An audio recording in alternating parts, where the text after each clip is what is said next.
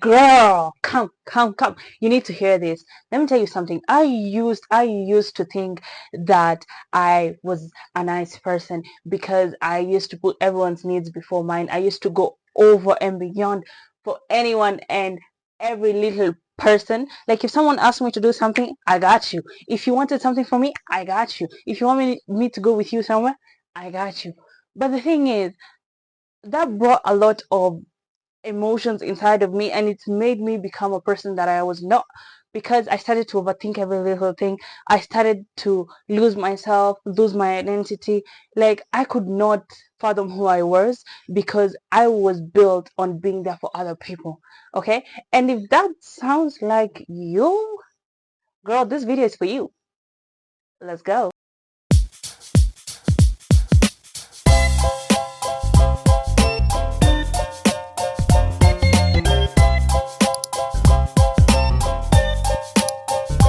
So, you guys, you might be here and you don't know what people pleasing actually means. You just know you do it, you don't know what it means, right? People pleasing is literally putting everyone's needs, feelings, comfort over your own, even when it hurts. Or even simpler, it's saying yes when you mean no, just so that people don't get hurt. And if you're watching this, you already know how it feels. You already know how it feels to people please, right?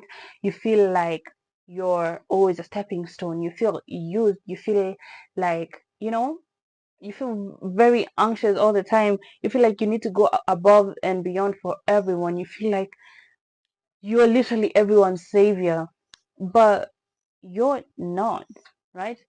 Because we don't really hear this enough, but you literally cannot save anyone, or rather everyone to be specific, because you can try, but where does that end you, or where does that put you at? It makes you seem less worthy. It makes you look like you don't like yourself. It makes you look like people can just use you. You're just giving people that opportunity to do so, right? But the thing is, I was a people pleaser myself. I don't blame you, girl. It happens to the best of us. It's not even the best of us. It just happens to us who lack self boundaries or respect sometimes. But it happens. It happens. A good percentage of people or humans have gone through people pleasing, and it's alright. It's fine. But the more I have dug deeper in this people pleasing thing, or this people pleasing aspect, is when I have realized that people pleasing is not kindness. You're not being kind to anyone. It might look like you are, but it's not kindness. It's fear. Fear of what? Fear of rejection, abandonment, losing people, fear of being called um the one who can never do anything, fear of tying your worth to people's opinions, which you are doing, right? You're tying your worth to what people think about you, depending on what you do for them, right? That's what you're doing. And that's okay, because first you need to realize that it's okay, right? And these things can be solved, right? And as I have dug deeper and deeper about people pleasing with my own research and with how I dealt with it, I have concluded to a list of things, or now what people pleasing is as we have defined it, and where it stems from, why it's keeping you stuck, and how to come from it, right? And that's what I'm going to be showing you in this video. Okay, firstly, where does people pleasing stem from? Where does it come from? People pleasing, in my opinion, comes from three aspects: childhood, fear of rejection, and wanting approval. Firstly, childhood. When you're a people pleaser, you have probably grown up in the environment where you have been taught to put other people's needs before you, whether that's your parents' needs, your siblings' needs, your relatives' needs, before your own needs. Especially if you're a firstborn in any family or an only child, you know this. This is probably your worst nightmare because you never get time for yourself. You're always catering to other people, right? And we are told, or it is put in our minds, set in our minds, that you need to do this for other people. It cannot always be about yourself. You cannot do things for yourself. You're being selfish. That's the word they like to use. I have been called selfish so many times whenever I try to say no. And it's part of the growing up, because these people have different mindsets than us, right? We're not growing in the same generation. They were like their brains were probably locked away in a cage, told like there's only these systems and these systems to follow, and that is what they bled onto us, right? And that is why there's this famous quote that says, if you don't heal from what cut you, you will bleed on people who didn't cut you, right? And it's just crazy that we are taught that you should put everyone's needs before yours. You are selfish if you do not do that, right? And we've probably, with anyone who has brought you up, whether it's your parents or a guardian or whatever, your relatives, we have all come from that setting, right? Where you need to be the strong one, you need to do everything for everyone. And this especially hurts firstborn. I'm speaking as a firstborn daughter, and I have seen it happen, and it's the craziest thing, right? Secondly, fear of rejection. We are afraid that people will leave us, right? People will stop being friends with us. People will stop being partners with us just because we're putting our self-worth before them, right? And you're telling them, I cannot do this because I don't want to do it, or I can't do this because of A, B, and C. And they feel like you're just mean, you're just selfish, and you just don't want to be there for them. But that's not the case. And if you have someone who's saying that, that's a toxic person. But anyway, we stem this fear of rejection because probably someone in our life has left, right? Like a parent or a partner or friends, they have left us, and we've just created this mindset where if we just if we just said the right thing, if we just did the right thing, probably they would stay. If we just did not overreact, maybe you found something, maybe you're going through their phone, maybe you're doing this and this and this, if maybe we were just perfect and do everything as everyone wants. But the thing is, you can never be perfect. You just cannot. Maybe in your mind, but you cannot fulfill everyone the way they want to be fulfilled. Okay. Thirdly is wanting approval. You tie your self-worth, if people like you, by the fact that people like you or they dislike you, which is very crazy. And it just changes our minds into thinking that if this person doesn't like me, I am worthless. But that's the thing though, who have you ever seen that likes everybody? No one. Let me give you an example. Jesus was on this earth like a billion whatever years ago, and people still did not like him. A perfect man with no flaws came to die for our sins, and people still did not like him. Someone who literally came to save the human race, people still did not like him, right? And that's the thing. Not everyone will like you, and that's okay. It doesn't mean you're worthless. It doesn't mean you're lesser than them. They might think that you're lesser than them because they don't like you for some reason or another, but you are not. That is just a reflection of their own insecurities that they're trying to project on you, right? Secondly, we have what people pleasing turns you into. It turns you into a resentful person, an exhausted person. It turns you into a person who loses their identity. Why? I'm going to explain. You become a resentful person because you resent the person who you're pleasing.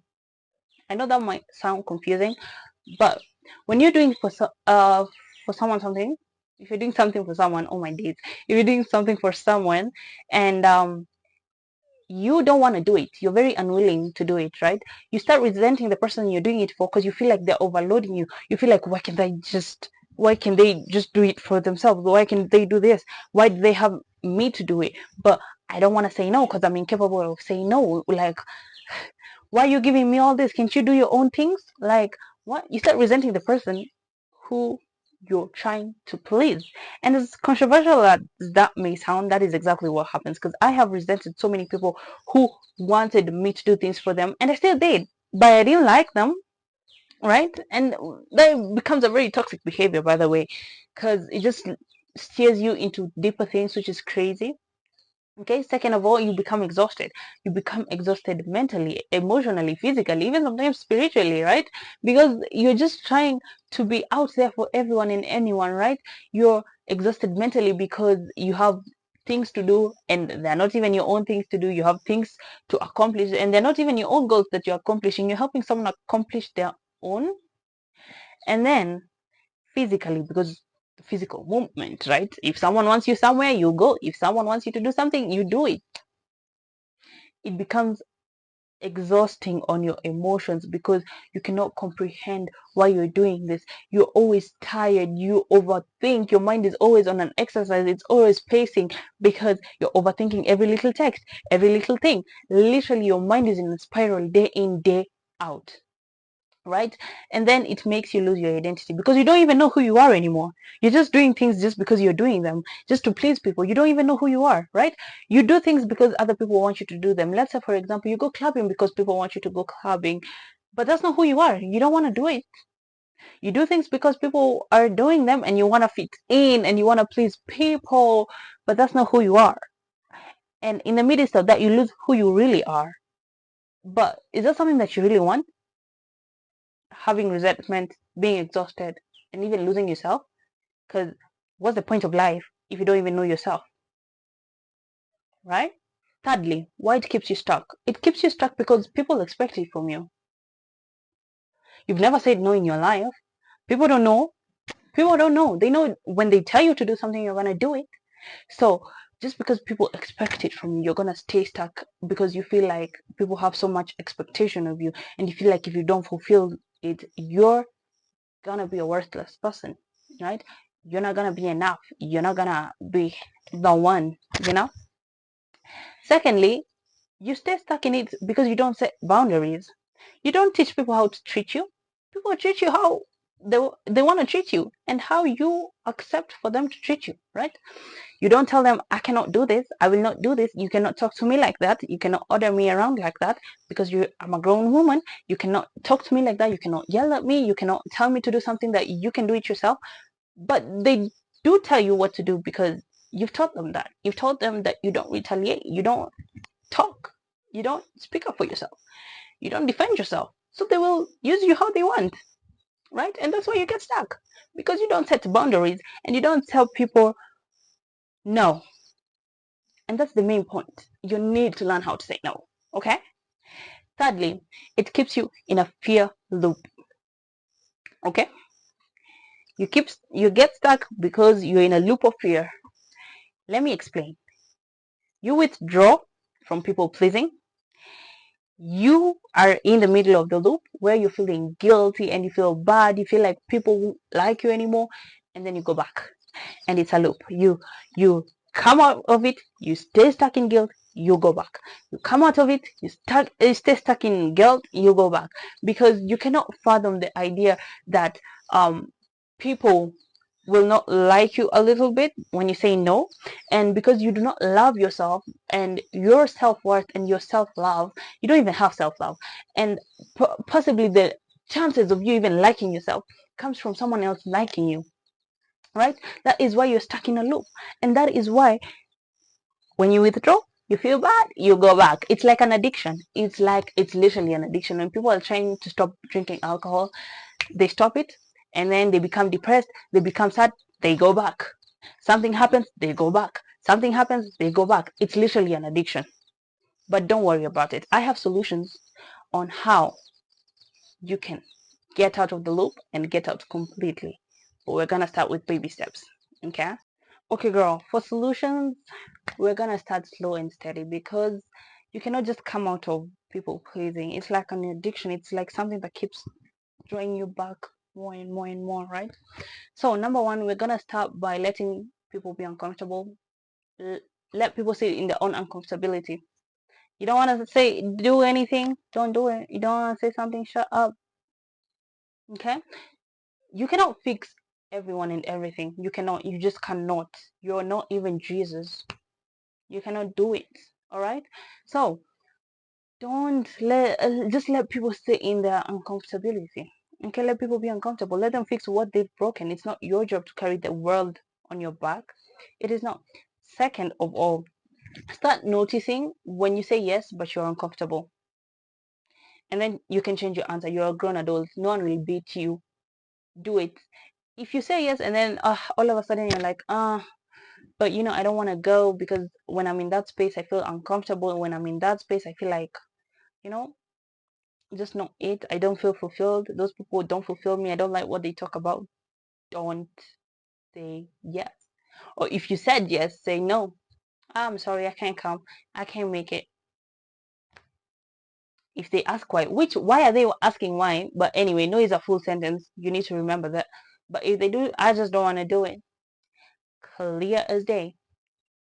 If they want to think that's if they are part of the problem, if probably there's someone who overthinks and wants more, you know, but like if they're not, just be outward truthful, right? And then thirdly, you need to delay your response sometimes. Don't always say yes. Okay? Think about what someone has asked you to do, right? Think about it. If it's not a hell yes, it's a hell no. It's not a maybe, it's a no.